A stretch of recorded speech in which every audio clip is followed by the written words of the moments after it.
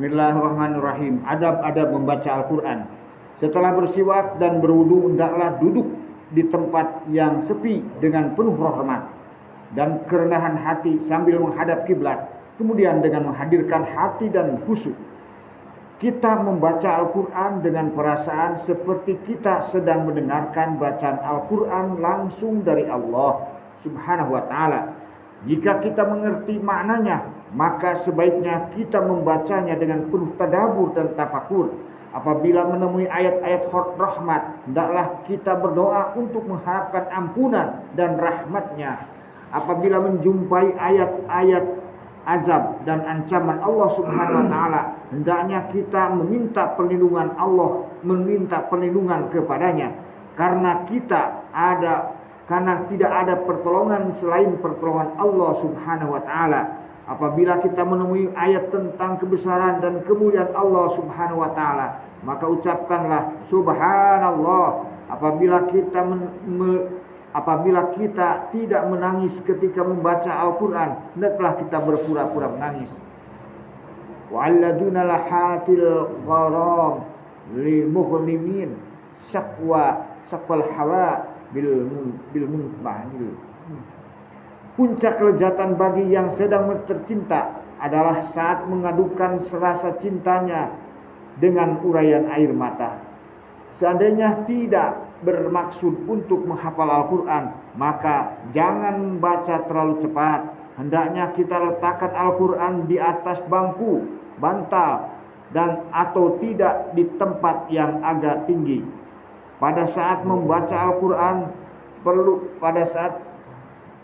pada saat membaca Al-Quran, kita tidak boleh berbicara dengan siapapun. Apabila ada keperluan berbicara ketika kita membaca Al-Quran, maka kita harus menutup terlebih dahulu. Selesai berbicara, kita awali lagi dengan membaca ta'awuz. Jika orang-orang yang di sekeliling kita sedang sibuk, sebaiknya kita membaca Al-Quran dengan suara pelan.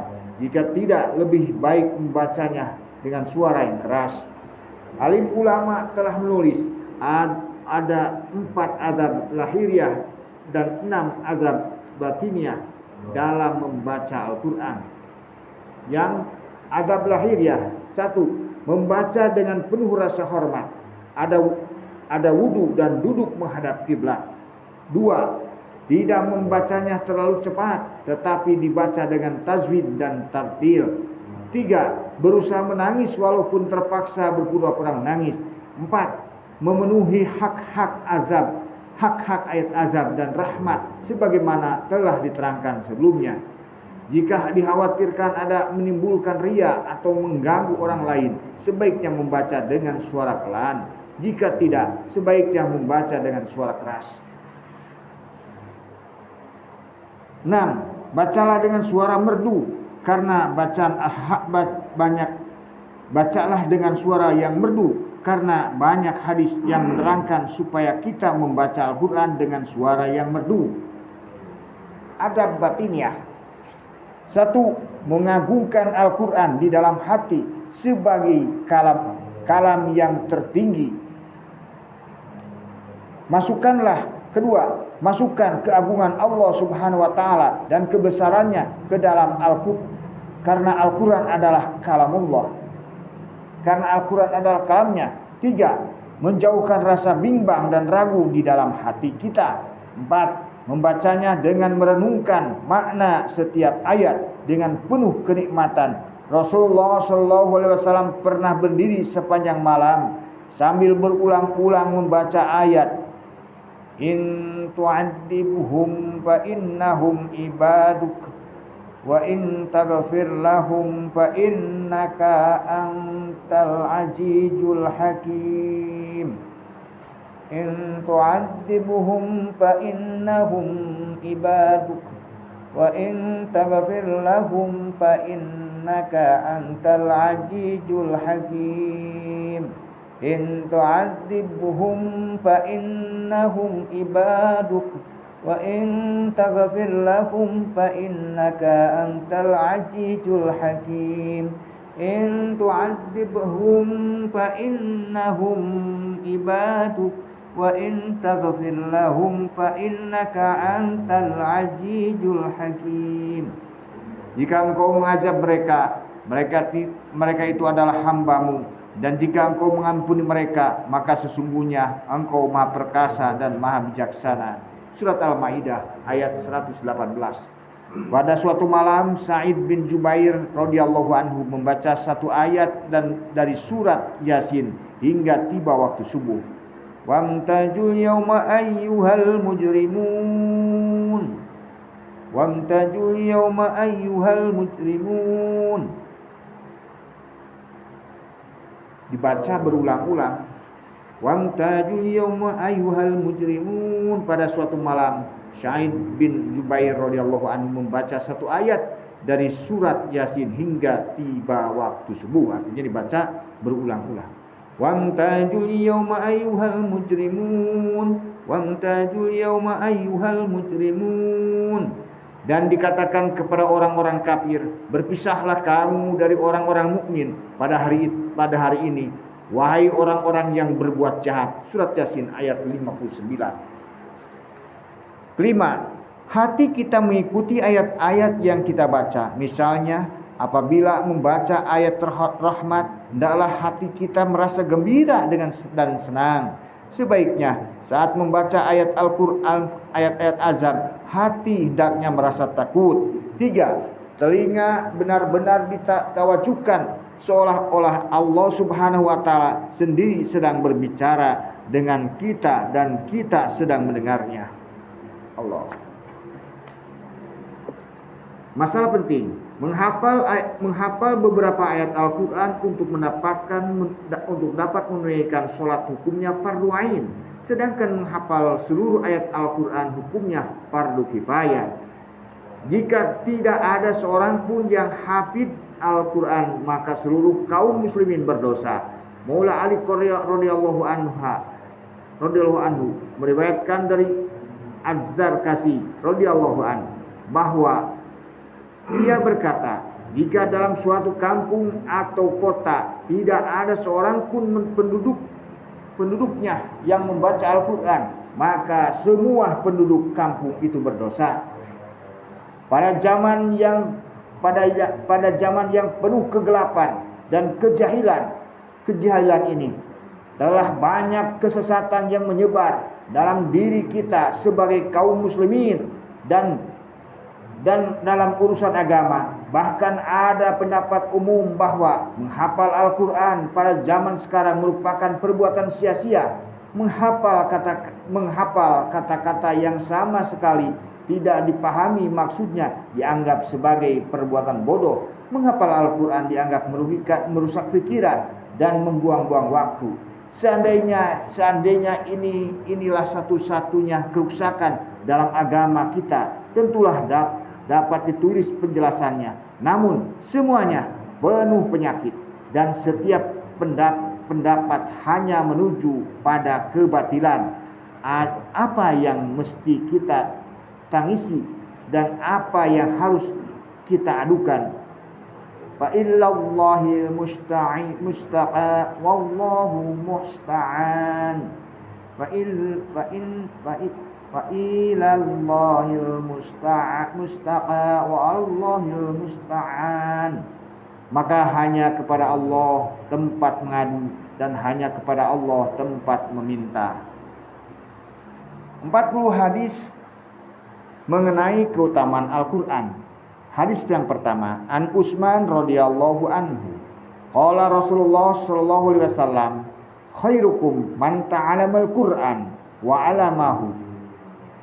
Dari Utsman radhiyallahu anhu, Rasulullah sallallahu alaihi wasallam bersabda, sebaik-baiknya kamu adalah orang yang belajar Al-Quran dan mengajarkannya. Faidah, dalam sebagian besar kitab, hadis ini diriwayatkan dengan menggunakan huruf wa dan sebagian terjemah di atas, dan keutamaan yang disebutkan menurut terjemahan di atas diperuntukkan bagi orang yang belajar Al-Quran dan mengajarkannya kepada orang lain.